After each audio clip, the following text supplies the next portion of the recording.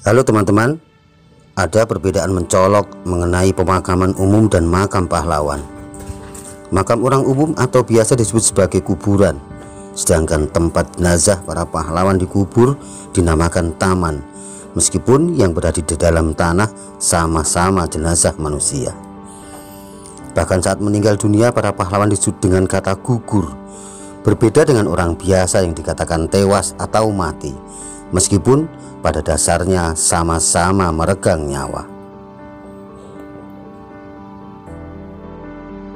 Pahala berarti reward, sementara pahlawan berarti hero. Sedangkan menurut Wikipedia, pahlawan diadopsi dari bahasa Sanskerta pahlawan, yang berarti orang yang dari dirinya menghasilkan buah atau pala yang berkualitas bagi bangsa, negara, dan agama.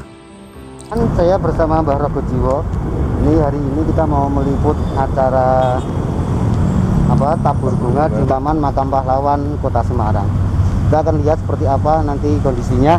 Kita akan terus bagikan kepada Anda semuanya. Dan mereka yang disebut sebagai pahlawan adalah orang yang menonjol karena keberanian dan pengorbanannya dalam membela kebenaran atau pejuang yang gagah berani. Karena itulah mereka yang disebut sebagai pahlawan layak dimuliakan, baik saat hidup maupun setelah meninggal. Para pahlawan kemerdekaan Indonesia saat wafat ditempatkan dalam tempat khusus penuh penghormatan, berupa Taman Makam Pahlawan sebagai pengingat bagi para generasi berikutnya bahwa di tempat itu tertanam jasad orang yang berjasa pada bangsa dan negara.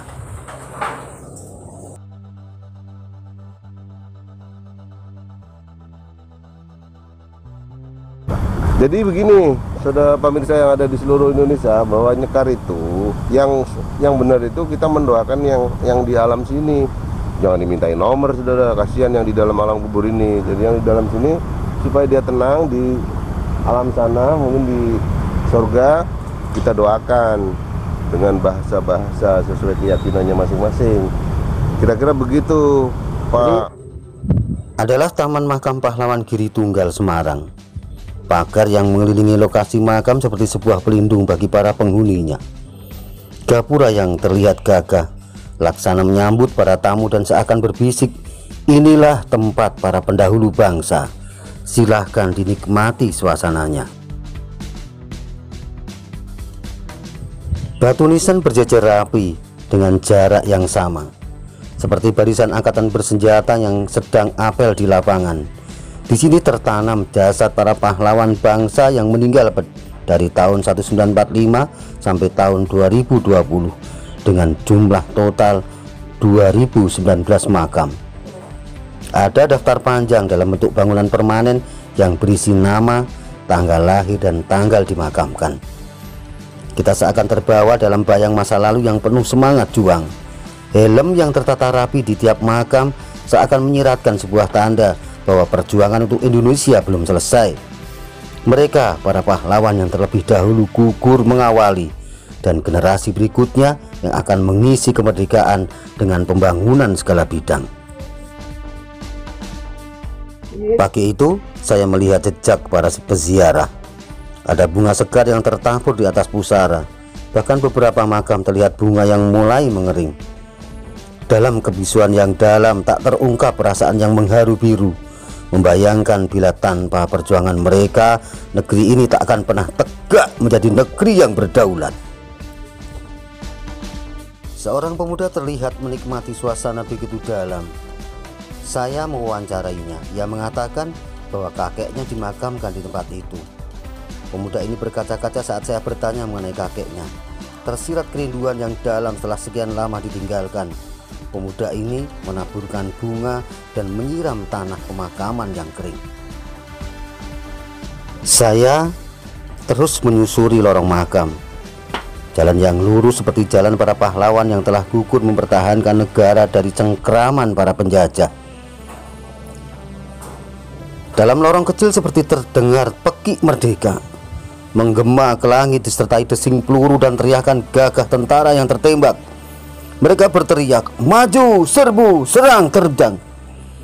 Bambu runcing, busur panah, pentungan, dan benda keras apapun dipergunakan untuk melawan, mengusir para penjajah, Bahkan para pejuang tak peduli meskipun musuh membawa senjata modern. Dan nyatanya kemerdekaan itu masih bisa diraih dan dipertahankan dengan tetes keringat dan darah dan tangisan anak istri yang melihat mayat ayah mereka terbujur kaku tertembak senjata musuh.